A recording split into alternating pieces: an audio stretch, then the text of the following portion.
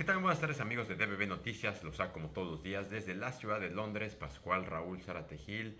Antes de comenzar, los queremos invitar como todos los días que entren a nuestro portal de noticias dbbnoticias.com, un portal que tiene el propósito único de mantenerlos bien informados de los distintos acontecimientos locales, federales e internacionales. Y bueno, como todos los viernes tenemos a nuestro invitado de lujo, al doctor Werner Voigt, el cual hoy nos trae un tema muy interesante que habla pues una de las tensiones que está ocurriendo, pues no solamente aisladas, sino las varias tensiones que ha ido abriendo el presidente Donald Trump. Y bueno, pero antes de entrar de lleno a este tema, vamos a cambiar a inglés. And today we have our guest, our commentator, Dr. Werner Voigt, who is a U.S. qualified lawyer. He has lots of experience in private practice in one of the best law firms, one of the best global law firms in the U.S. He also has a PhD by the University of Cairo in Islamic law. He has also provided different lectures not only in UPAE but also in the Bremen University. And today he's going to explain to us and give a point of view on what is happening on this tension between the U.S.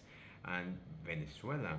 We have recently been sharing with you for the last few days the news that the U.S. actually they have confirmed that they have attacked a boat that was apparently carrying drugs from outside Venezuela, but also the Venezuelan government they have taken a number of actions, such as basically using some aircraft from the Air Force to oversight the boats or the naval attack from or potential attack from the U.S.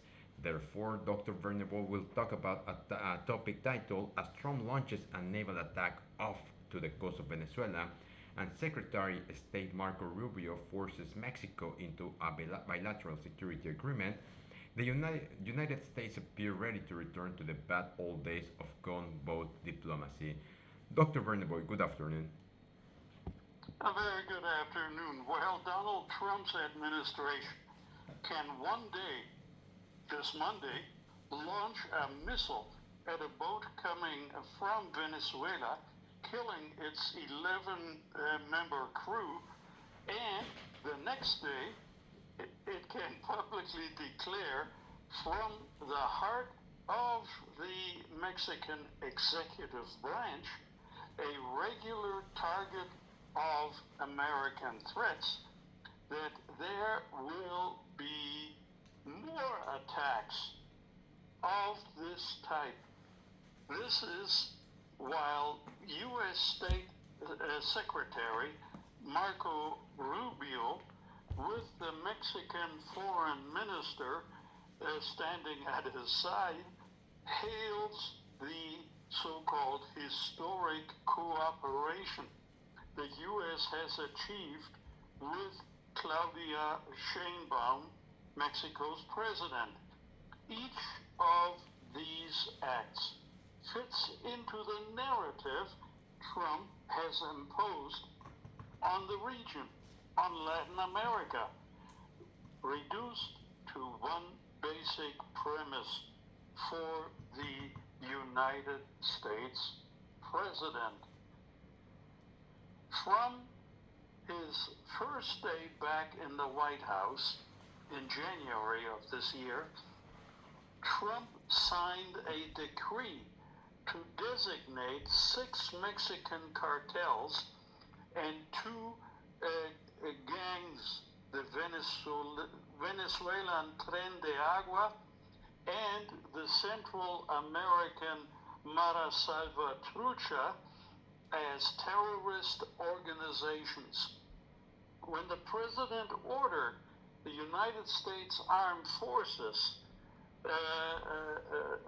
to combat drug cartels abroad in early August in a secret executive decision, alarm bells quickly rang in Venezuela and also in Mexico.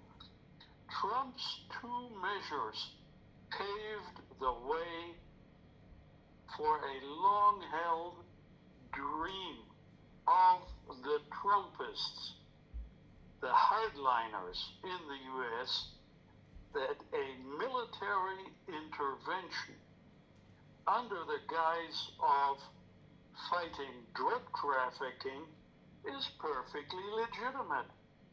This new foreign policy of aggression claimed its first fatalities on Tuesday of this week in international waters off the Caribbean coast. An alleged drug boat carrying 11 people exploded after a direct strike from the United States Navy. This alleged shipment is the only justification Donald Trump has given for killing the crew, whom he accuses of being part of the Tren de Agua. The president has also offered no legal basis for the attack beyond his own presidential orders. There was massive amounts of drugs coming into our country, Trump said, to kill a lot of people. And everybody fully understands that. Obviously, they won't be doing it again, Trump said on Wednesday, but without further explanation. This same normalization strategy is what Marco Rubio applied, speaking from the Mexican Foreign Ministry. Like a Trojan horse, the Secretary of State declared, it could happen again. And it could happen here. Well, tomorrow or in a week. Well, these are not simply individuals committing a crime. They are organizations. They are a direct threat to U.S. national security. These are cartels that are earning billions of dollars, so they don't mind losing one or two shipments. That doesn't work, explained Marco Rubio, who, while discussing the attack on the Venezuelan vessel, perfectly described the modus operandi of any Mexican cartel as well. The President of the United States is going to wage war on narcotic terrorists, organizations. Trump's envoy, Rubio, summed up, speaking in perfect Spanish with a Cuban accent as he stood next to Juan Ramón de la Fuente, Mexico's foreign minister. The Mexican foreign minister avoided answering questions from journalists who insisted on the precedent set in the region by the return of apparently gunboat diplomacy. Mexico's position on this issue is very clear.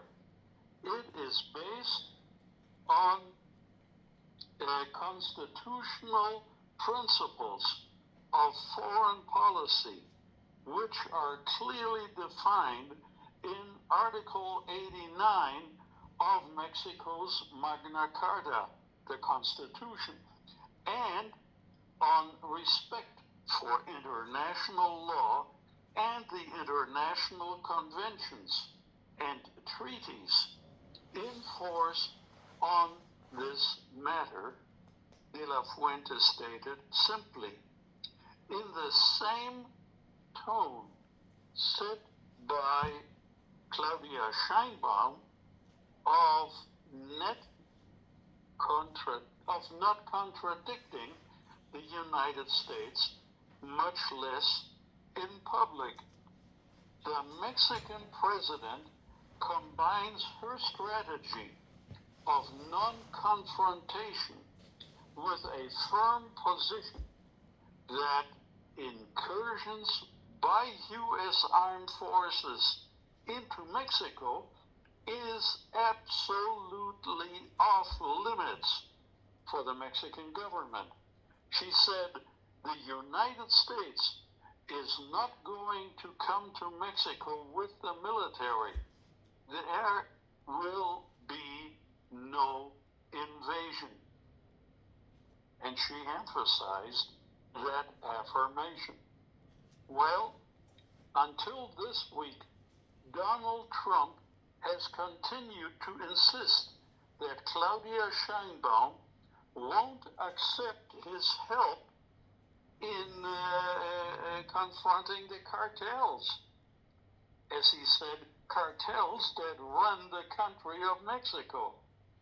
Because, he says, she is scared of the cartels.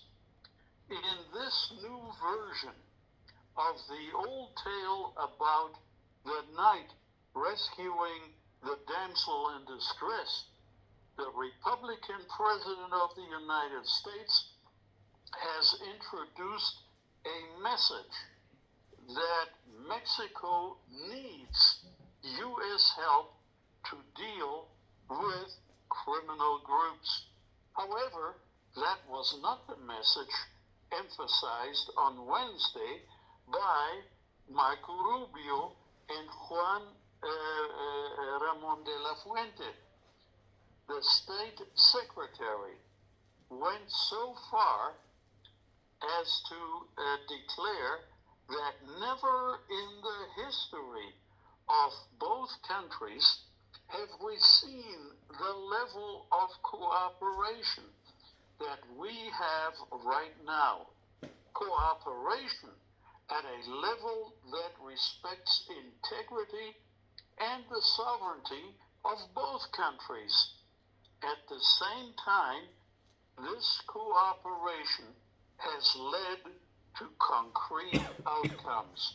So what we basically have then is the opinion of Donald Trump, which is diametrically opposed to the opinion of his Secretary of State,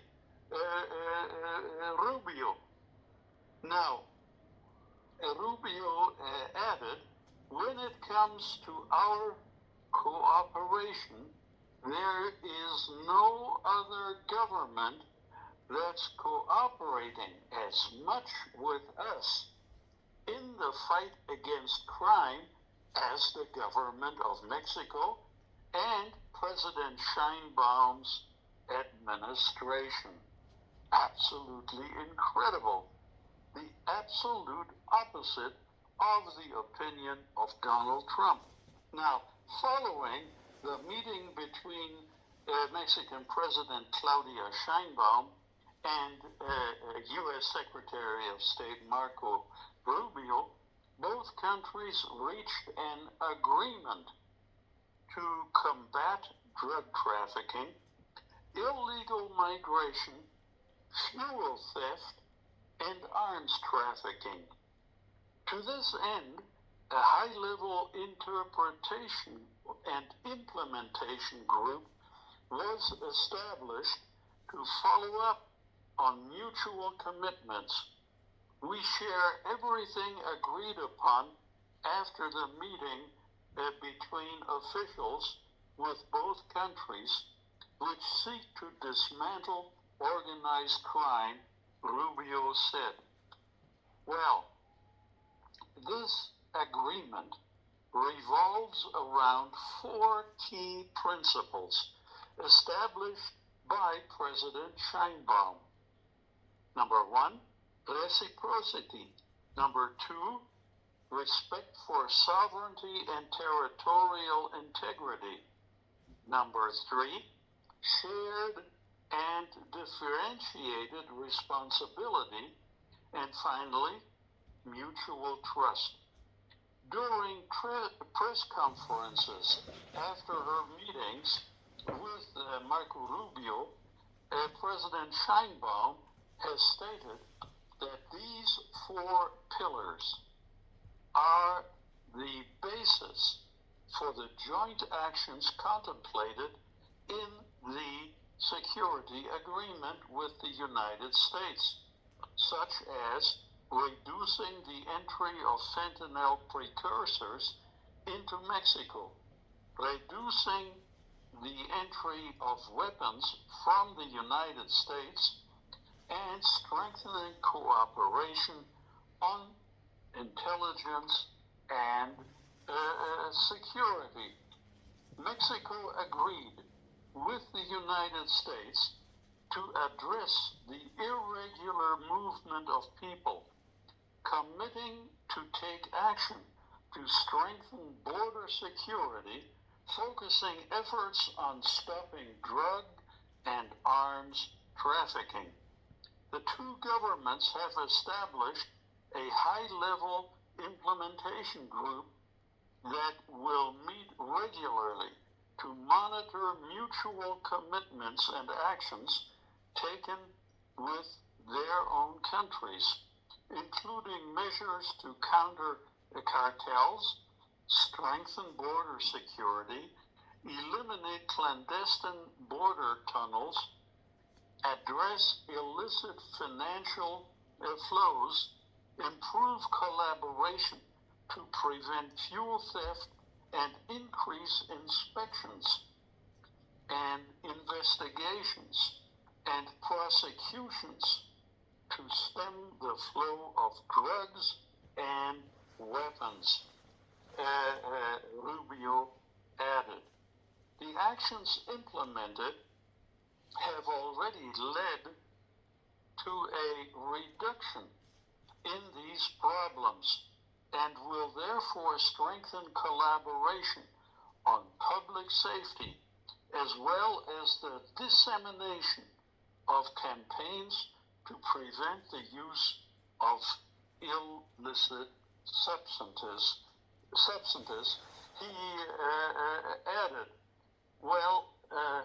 Rubio and Mexico's Secretary of Foreign Relations, De La Fuente, announced that they would not provide many details about the security operations to combat organized crime.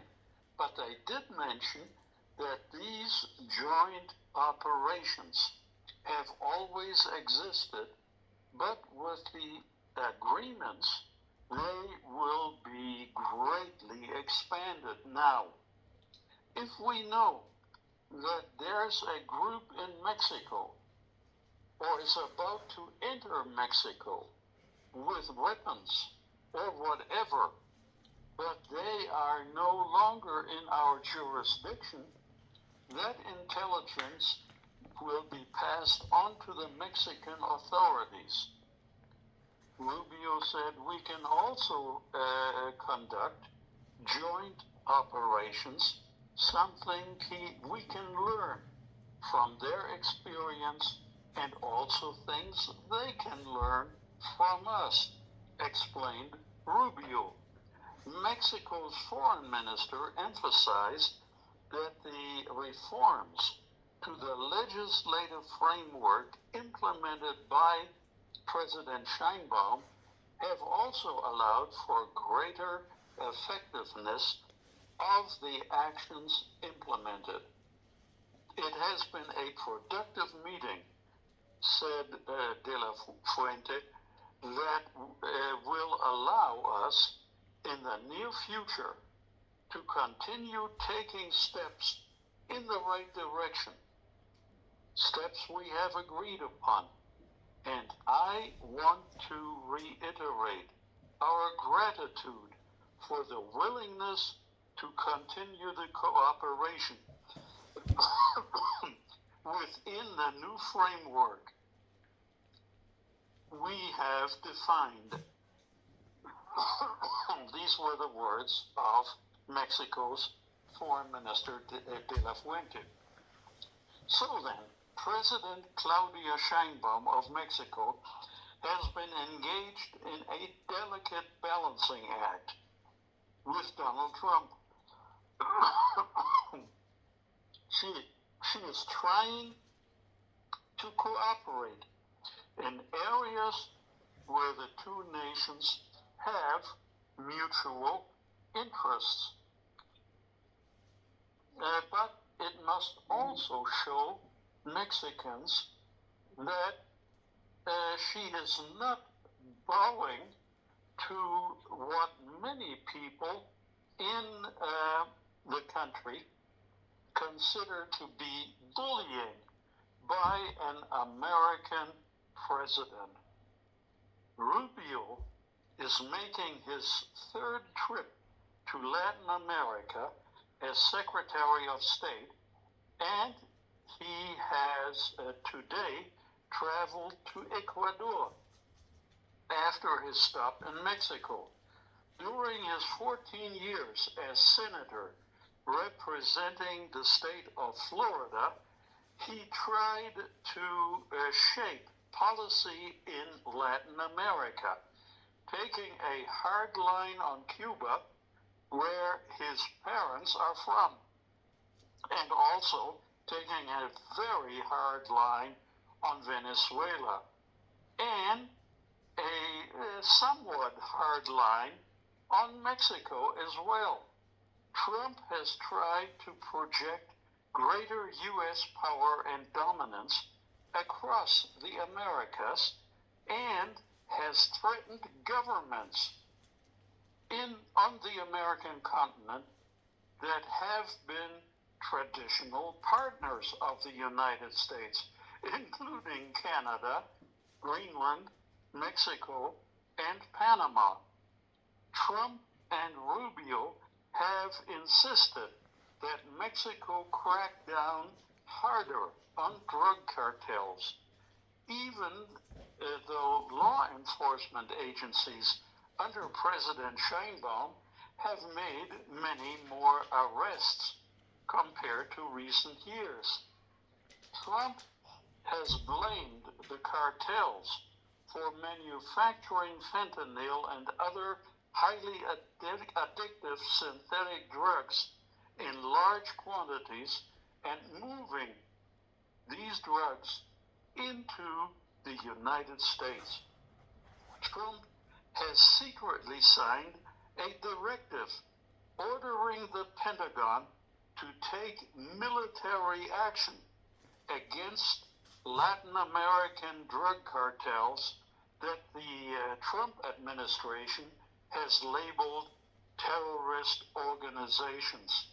And these military actions, according to Trump's directive, can be unilateral on the part of the United States only. At the Pentagon, on Tuesday of this week, officials were scrambling to follow up on Trump's abrupt announcement of a U.S. strike on a drug-carrying boat, as he said, linked to Venezuela. Rubio wrote on social media that today the U.S. military conducted a lethal strike in the Caribbean against a drug vessel which had departed from Venezuela and was being operated by a designated narco-terrorist organization, in his words. Several large Mexican cartels, including the Sinaloa cartel and the Jalisco New Generation cartel, are among the criminal groups in Latin America that the State Department in February designated as foreign terrorist organizations. Trump has also said Mexico should do much more to keep migrants from crossing into the United States, even though the number of crossings has plummeted in recent months, and citing what he called the Mexican government's weak stand on cartels, Trump threatened to impose a tariff of 30% on all goods shipped from Mexico. So there's Trump again with his obsession on punishing allied nations with ridiculously exorbitant tariffs. Now, while speaking in Mexico this week, Secretary of State Rubio made absolutely no apologies for the recent strike on a drug cartel vessel headed for the United States. And Trump said, earlier this morning, on my orders, U.S. military forces conducted a kinetic strike against positively identified Tren de Agua narco-terrorists in the Southcom area of our military responsibility. Tren de Agua is a designated foreign terrorist organization operating under the control of Nicolas Maduro. These are the words of Donald Trump. But again, he offers absolutely not a shred of evidence of that. Now, Rubio noted that the old policy of deterrence does not work and made it clear, Rubio made it clear that this can and will happen if necessary, referring to direct destructive military action. Rubio promises more strikes on Venezuelan cartels. We are not going to sit back anymore, he stated. Secretary of State Marco Rubio on Wednesday defended President Donald Trump's strike on a drug cartel-operated vessel off the Venezuelan coast and vowed the U.S. will no longer sit back when it comes to narco-terrorism. In response to questions about the Marine strike on Tuesday that hit a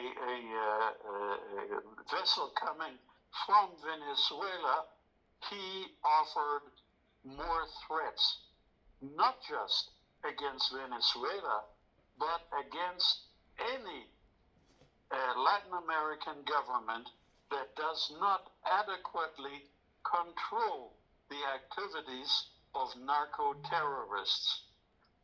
This strike that we are referring to, this strike apparently killed 11 members of the crew of the boat, which was designated a terrorist organization in February and marked a significant shift, in my opinion, from the United States' previous seize and apprehend policy when countering international gang networks. Now they seem to be totally committed to killing suspected members of gang networks. Now, Rubio said the President of the United States has determined that narco-terrorist organizations pose a threat to the national security of the United States. And I don't need to explain to you why, Rubio said, noting that the group is known to traffic not only drugs, but arms and people, referring to Tren de Agua. These are not stockbrokers, said Rubio. These are not real estate agents who, on the side, deal a few drugs. These are organized, corporate, structured organizations who specialize in the trafficking of deadly drugs into the United States of America. They pose an immediate threat to the United States, period. Those are the words of Marco Rubio. Again, let me emphasize, United States Secretary of State Marco Rubio has said that military attack on alleged drug traffickers will happen again. Guaranteed. Brushing aside concerns over the legality of such attacks and the sovereignty, obviously, of Latin American nations, including Mexico. Speaking during a news conference in Mexico City on Wednesday, Rubio pledged continued security coordination with countries like Mexico, but suggested that the United States would never hesitate to take extreme measures of its own without any agreement by affected Latin American countries, including Mexico. In my considered opinion, as an international lawyer and now a professor emeritus of international law, attacks like Tuesday's boat bombing are definitely illegal under international law, which limits military action on vessels sailing through international waters. And furthermore, what the Americans did on Tuesday of this week is in direct violation of Article 2 of the Charter of the United States, of the United Nations, I should say, and that charter prohibits the use of force in international relations. Still, Rubio defended the action of the U.S. Navy as necessary for protecting the well-being of the United States. He said, if you're on a boat full of cocaine or fentanyl, whatever, headed to the United States, you are an immediate threat to the United States. Now, U.S. military strikes against armed groups around the world have often depended on the idea that such groups, often tied to armed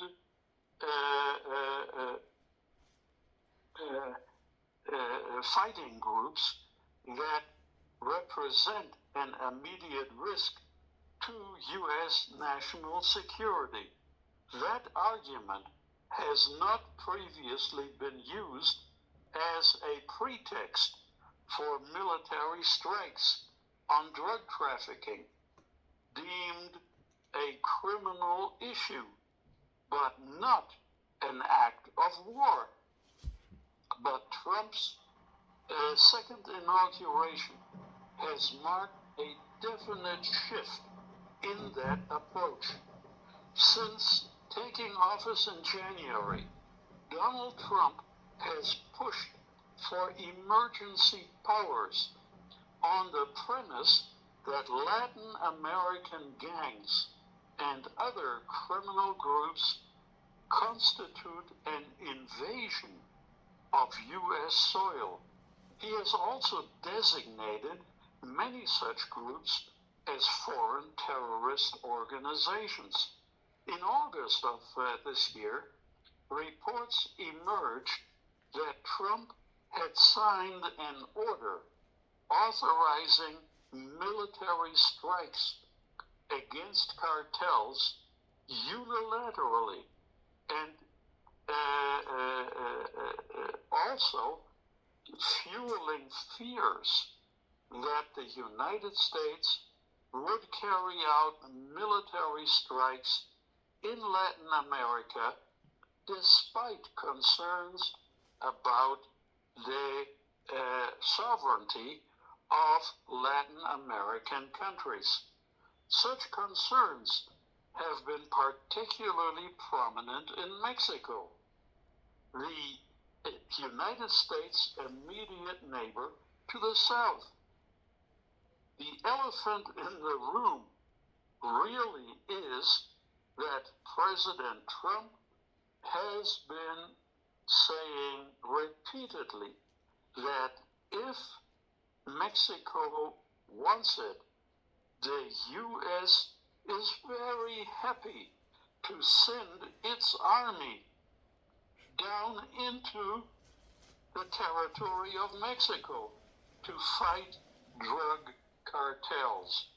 That is worrying to the ultimate degree. Now, Donald Trump's administration appears to be changing its story to help justify this unprecedented military strike on the boat in the Caribbean.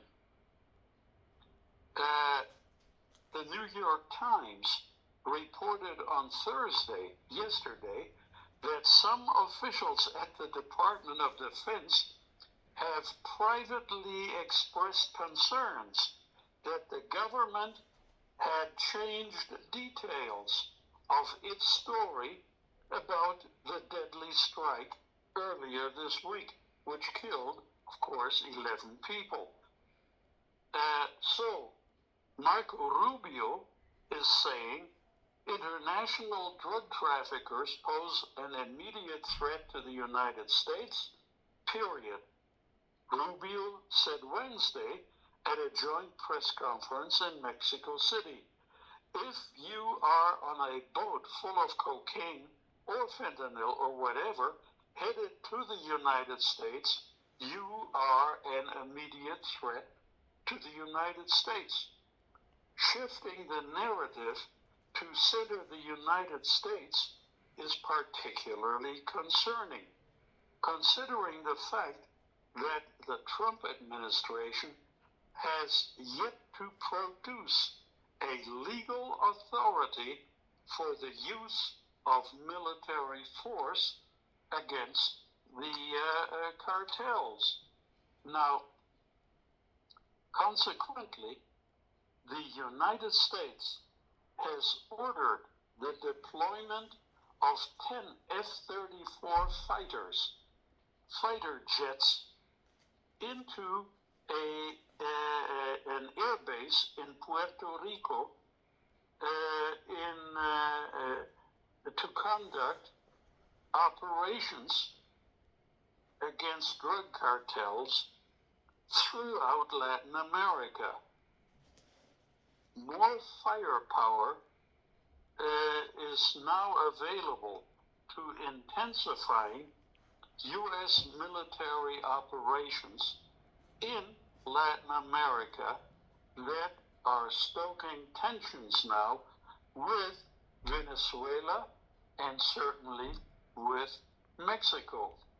The new deployment of these advanced fighter jets comes on top of an already bristling U.S. military presence in the southern Caribbean as President Trump carries out a campaign pledged to crack down on groups that he blames for funneling drugs into the United States.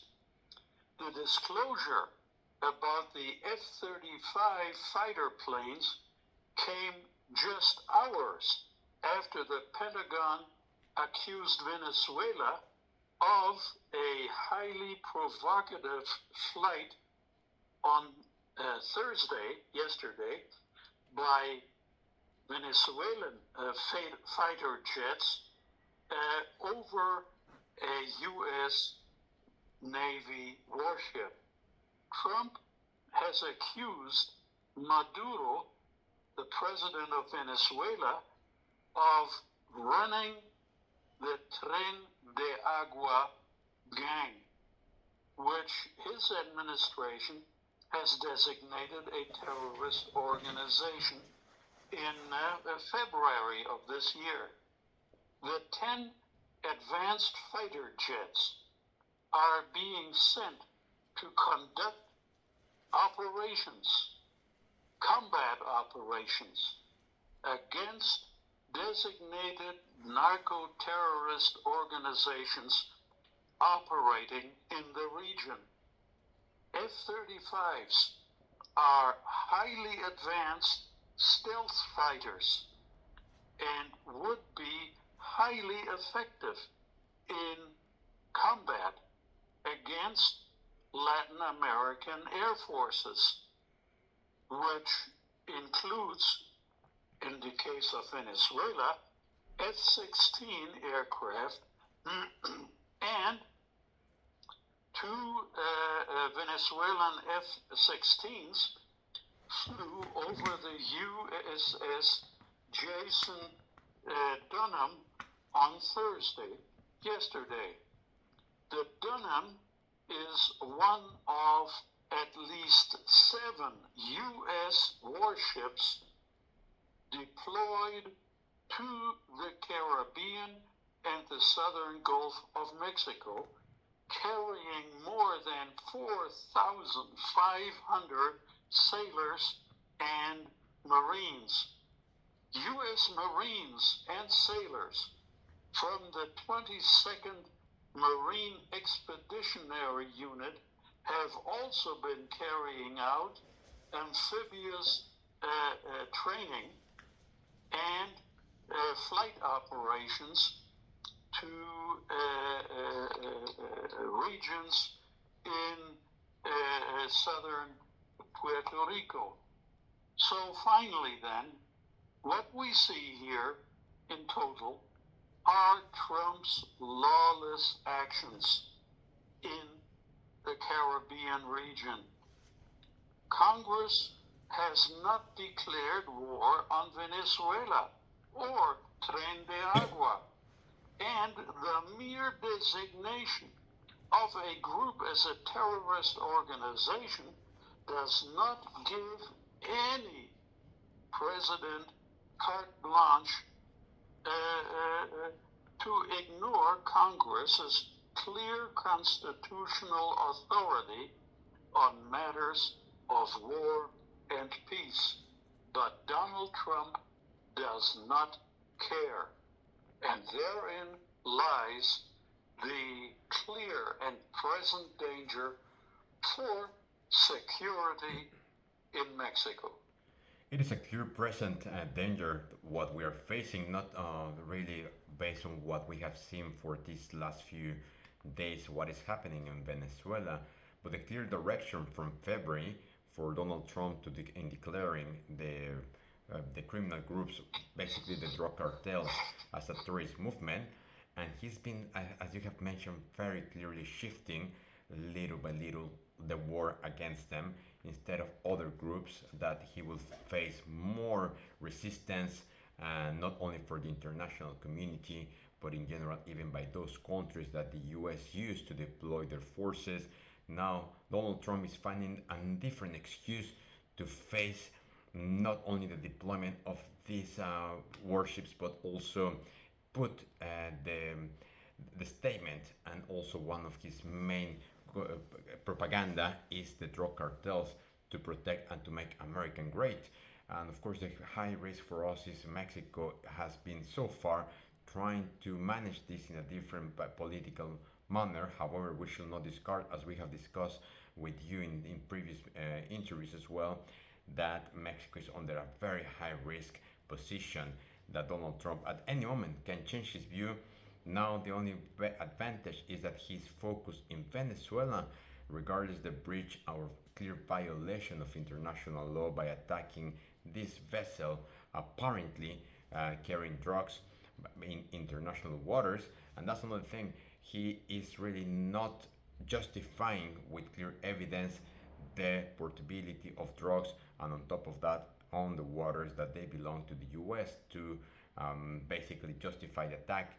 And on top of that, let's see on the next few days, hours, or even days, what would be the position from Venezuela partners such as Russia, North Korea, amongst others, who may raise their hand or even send any type of navy or even aircrafts to protect the position from Venezuela, or they may not be able to do that. In the meantime, as well, let's not discard the possibility of Donald Trump finding another good excuse, not only to blame the cartels, but also to dismantle or remove the actual administration in Venezuela that internally we are many of us aware that is facing many scrutiny, concern, and resistance for the vast population of that country. Absolutely. Now, what particularly concerns me is that for the past week, the 22nd Marine Expeditionary Force has been sent to Puerto Rico to practice amphibious landings. This recalls how the U.S. prepared the Mexican-American War in 1848. There we had a two-pronged invasion of Mexico, one from the north across the U.S.-Mexican border into Mexican territory, and simultaneously an amphibious landing in Veracruz, which the armed forces of Mexico in those days was not prepared for. And I don't think that if Trump, in his craziness, in his absolutely dangerous mental state, should decide to repeat a two-front invasion of Mexico, there would be a disaster waiting for us. All we can do at this moment is only monitor the news events and again cross our fingers that nothing will happen and that the current Mexican administration from Claudia Sheinbaum continue the amazing diplomacy they have deploying between her team in the US, but also as you have clearly described, Donald Trump crazy and last minute decisions can't change anything. Even his recent declaration that recognizing Claudia Sheinbaum skills among different criteria, but also saying that by the end the problem that Mexico is facing is that it is controlled by the drug cartels. So implicitly he's recognizing that it doesn't matter what the administration from Claudia Sheinbaum is doing nowadays. It seems so for him that there's this latent and endless risk that he can invade our country with the justification of these drug cartels, regardless that even the Congress, as you have mentioned, they have the only power to authorize and declare war, which they have not done at this stage. Exactly. And up to now, we have to say that Claudia Sheinbaum's diplomacy has been fantastic in managing the destructive impulses of Donald Trump and his group in the White House. Let us hope that she continues to be similarly successful in the near future. Yes, that is the best thing that we can wish and hope that this will continue until Donald Trump administration comes to an end or something else happens, and also hoping as well that the future administration will not continue the same criteria and actions that the U.S. administration nowadays is having, especially against our Mexican country. Absolutely, I agree.